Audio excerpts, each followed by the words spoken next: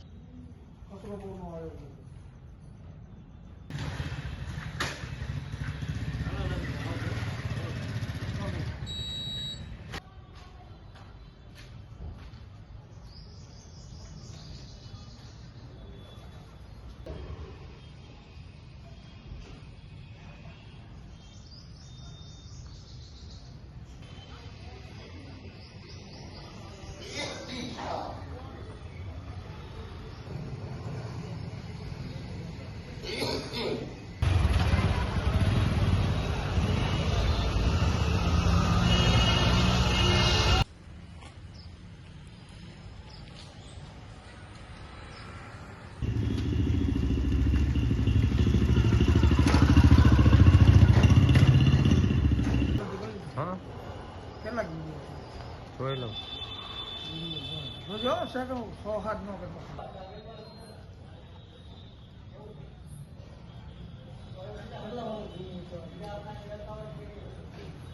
ભરત મહેતાલે આ રાજાશાહી વખતનું આ બિલ્ડિંગ છે। પહેલાં અહીંયા જૂની કોર્ટ હતી, અત્યારે આશરે 100 વર્ષ જેટલા સમયગાળો જતો રહ્યો છે અને હાલ પણ આ બિલ્ડિંગનું જો રિનોવેશન કરવામાં આવે તો પબ્લિક કન્વીનિયન્સ વધી શકે એમ છે।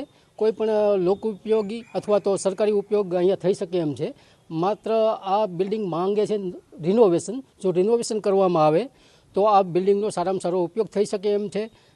જમીન વધારે છે, જગ્યા વિશાળ છે અને આ બિલ્ડિંગ બહુ જૂનું અને મજબૂત છે, એટલે આ રિનોવેશન જો કરવામાં આવે તો આ પબ્લિક અથવા તો જે સરકારી કચેરીઓ જે ભાડા પર ચાલે છે એના બદલે આનો ઉપયોગ થઈ શકે છે। મારું નામ મનોજભાઈ જી સોલંકી છે, વકીલાતનો વ્યવસાય કરું છું। પહેલાં અહીંયા જૂની કોર્ટ હતી, ઇવન મામલતદાર કચેરી પણ હતી અને લોકો ઘણા બધા આવતા અને શહેરની મધ્યમાં હતું અને ઉપયોગી હતું આ બિલ્ડિંગ। અચ્છા, આ રાજાશાહી વખતની જે ઇમારત આવેલી છે અને જો આને સમારકામ કરી અથવા કોઈ એવી સંસ્થા છે, ચાઇલ્ડ વેલફેર છે કે કોઈ બાળકોનું ઓબ્ઝર્વ હોમ છે કે કોઈ અન્ય લોકોપયોગી જે કચેરીઓ છે કે જે આપવામાં આવે તો આનું કોઈ એમનેમ અટકી રહે, અન્યથા જો આ પડી જાય તો કોઈ જાનહાનિ થાય અથવા કોઈ મોટી દુર્ઘટના સર્જી શકે, એટલે આને કાં રિનોવેટ કરવું જોઈએ અને લોકોપયોગ માટે આપવું જોઈએ આને।